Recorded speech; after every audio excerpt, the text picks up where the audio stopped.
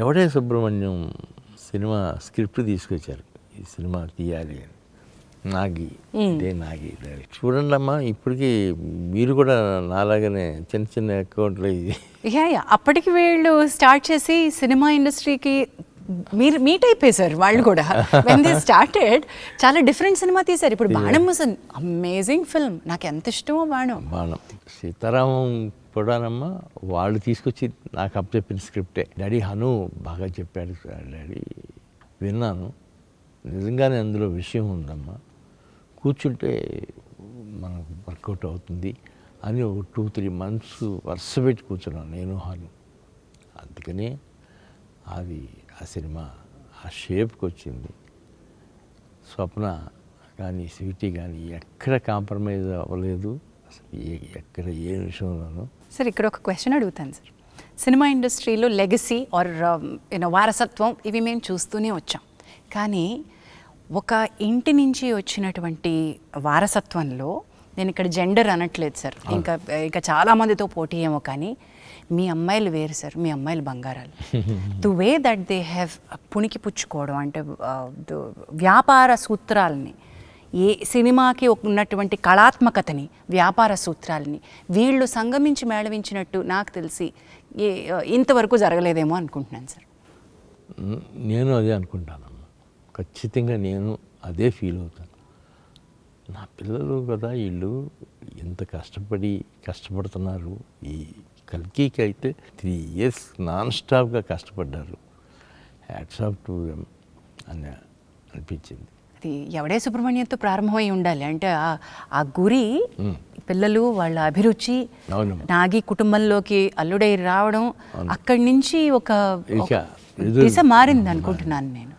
జాతిరత్నాలు తీసేటప్పుడు కూడా వాళ్ళిద్దరూ నాగితో కలిసి తీశారు మా జాతిరత్నాలు అనేది అసలు ఎలాంటి సినిమా అమ్మా అది కూడా. సార్ అది కోవిడ్ తర్వాత తెరలు తెరుచుకుంటే మళ్ళీ ఒక తెరలుగా నవ్వి రికార్డులు తెరలుగా మళ్ళీ రాసుకోవచ్చు అన్నట్టుగా తయారైన సినిమా.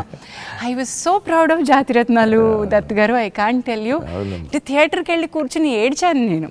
ఆ సినిమా నవ్వించిన సినిమా అయినా కూడా ఐ వాజ్ క్రైయింగ్. ఎందుకంటే మళ్ళీ ఇలాంటి రోజు మనం సినిమా ఇండస్ట్రీ చూస్తుందా, థియేటర్కి జనాలు వచ్చి కూర్చోగలిగే రోజు ఒక పాండమిక్ తర్వాత జరుగుతుందా అనుకున్నాం. మనం ఇప్పుడు మహానటికి వద్దాం. This is again Indian cinemas pride. Today మేము కల్కి గురించి ఎంత గర్వంగా చెప్పుకుంటామో, ఒక మహానటి, ఒక సీతారామం, వీటి గురించి కూడా చెప్పుకోవాలి.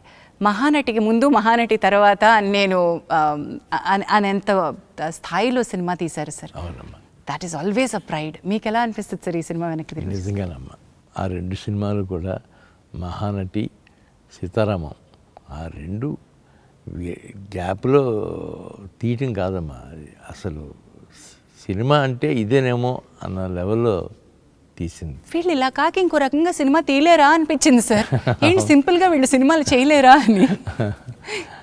చాలా చాలా గొప్పగా తీస్తే సినిమాలమ్మా 2. ఒక విషయం చెప్పండి సార్, ఒక సూత్రం, వ్యాపార సూత్రం, మనం కమర్షియల్ ఎలిమెంట్, ఇదిగో ఇంత పెడుతున్నాం, ఇంత వస్తుంది, దీనికి ఎంత మనం చేయాలి అనే లెక్కలేవో ఉంటాయి కదా.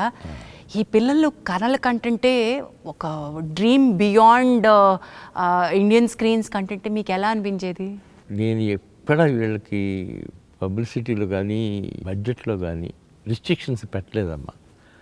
మీరు రిస్ట్రిక్షన్స్ పెడితే పాడైపోతారమ్మా, ఎటు కాకుండా అయిపోతుంది. మీరు ఓపెన్గా తీసేయండి, పర్వాలేదు, నేనున్నాను కదా, చూసుకుందాం.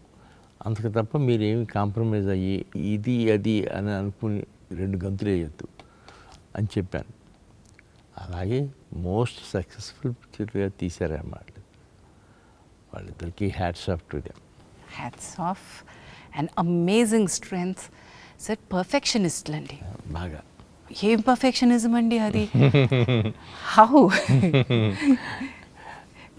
కొన్ని చూసి చూడనట్టుగా వెళ్ళాలమ్మా అని మీరు ఎప్పుడైనా సలహా ఇచ్చారండి ఆడపిల్లలందరికీ? లేదండి, నేను ఇప్పుడు ఇవ్వలేదమ్మా అసలు.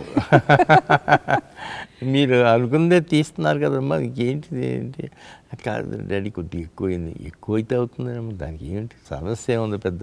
సో రక్తం నుంచి వచ్చిందా ఇది? Okay. So as I was telling you, మనం we have to talk about Sita Ramam అనే ఒక సినిమా గురించి మీరు ఇందాక చెప్తూ, ఈ సినిమాకు 2 నెలల కథ కూర్చున్నాను అన్నారు కదండి. ఏ పాయింట్ మీకు చాలా బాగా అనిపించింది? ఎలాంటి విషయాల్లో మీరు కథ దగ్గర కూర్చుంటారు?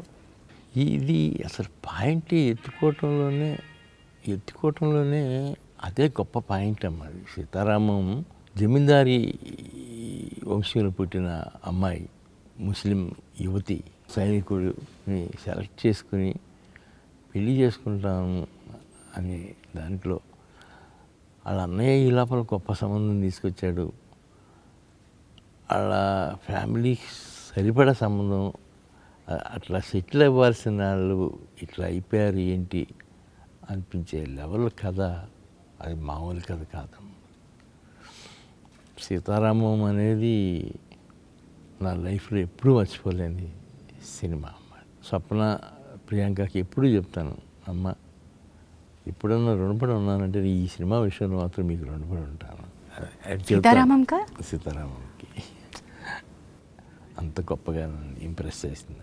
నాగశ్విన్ అనే ఒక దర్శకుడు, మేమందరం తెలుగు వాళ్ళందరం కూడా ఏమిటి ఈ ఋషి, ఎవరి యోగి, ఎవరి సిద్ధపురుషుడు అని మేము అనుకుంటాం. మొన్న మా తోటినట్టుడు బ్రహ్మాజీ గారు, బాబు నీ అరిగిపోయిన చెప్పులు పంపిస్తే కళ్ళకద్దుకుని ముద్దు పెట్టుకుంటాను అన్నారు. నిజంగా అండి, ప్రతి తెలుగు ప్రేక్షకుడి హృదయం అలాగే అనిపిస్తుంది. సో ఇప్పుడు మీ ఇంటి అబ్బాయి అయిపోయాడు కాబట్టి నేను కూడా చూస్తానమ్మా.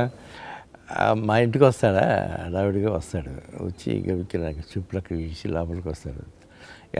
బయటికి నా చెప్పులుంటే అయ్యేసుకు వెళ్ళిపోతాడు అంటాడు. తను వచ్చేటప్పుడు కూడా వాళ్ళ నాన్నగారు చెప్పులు వేసుకొచ్చేస్తాయంట ఒక్కోసారి. ఎక్కడ సార్ అంటే ఎప్పుడు ఒక చాప్టర్ ఎక్కడో కల్కిలోనో, ఒక చాప్టర్ ఎక్కడో నెక్స్ట్ ఇంకొక 5 ఏళ్ల తర్వాత తీయబోయే సినిమాలోనో ఆ సినిమాటిక్ యూనివర్స్లో తిరుగుతూ ఉంటుందేమో. What is this genius? మీరు ఇంట్లో ఇంతమంది జీనియస్లను పెట్టుకుని ఎట్లా మేనేజ్ చేస్తారు సార్? మీ బలం ఏంటి? మీరు నా జీనియస్ అనేది నా రోజుల్లోనే అయిపోయి ఉంటుందేమో. ఇప్పుడు వీళ్ళందరూ జీనియస్లు చూస్తా ఆనందంగా గడుపుతున్నాను అనుకుంటానమ్మా.